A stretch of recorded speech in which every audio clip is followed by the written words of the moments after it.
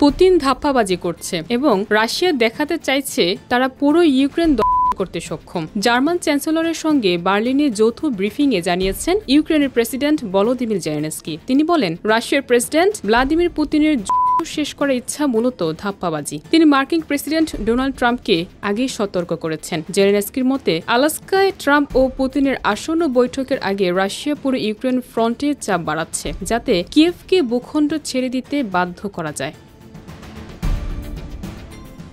Zelensky বলেন, পূর্ব ইউক্রেনের রুশ বাহিনী জোর তোলার মাধ্যমে কিয়েভকে ভূখণ্ড হস্তান্তরে বাধ্য করার চেষ্টা করছে। তিনি সতর্ক করে জানিয়েছেন, আন্তর্জাতিক নেতারা যেন পুতিনের চালাকিকে অনভিজ্ঞতার সঙ্গে মিশিয়ে না ফেলেন। জেলেনস্কির ভাষ্য, ইউক্রেনের নীতি ও ভৌগোলিক অখণ্ডতার প্রশ্ন শেষ পর্যন্ত ৩ নেতার বৈঠকেই সমাধান হওয়া উচিত। তিনি জোর দিয়ে বলেন, ইউক্রেনকে বাদ দিয়ে ভূখণ্ড সংক্রান্ত সিদ্ধান্ত গ্রহণ সম্ভব নয় এবং এতে আন্তর্জাতিক সম্প্রদায়ের সমর্থন রয়েছে।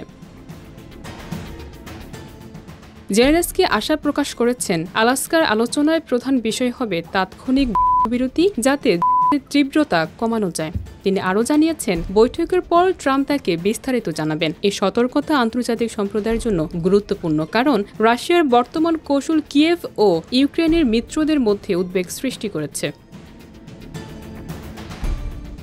বিশ্লেষকরা মনে করছেন, পুতিনের ধাপ্পাবাজি আন্তর্জাতিক কূটনীতিতে চাপ সৃষ্টি করতে পারে এবং আলাস্কা বৈঠক বিরতি ও ভূখণ্ড সংক্রান্ত যে কোনো আলোচনার ক্ষেত্রে গুরুত্বপূর্ণ ভূমিকা রাখবে। জেলেনস্কির বক্তব্য স্পষ্টভাবে ইঙ্গিত দেয়, ইউক্রেনকে এই প্রক্রিয়ার বাইরে রাখা যাবে না এবং বৈঠকে তার স্বার্থ ও নিরাপত্তার বিষয়গুলো সুনিশ্চিত করা অপরিহার্য।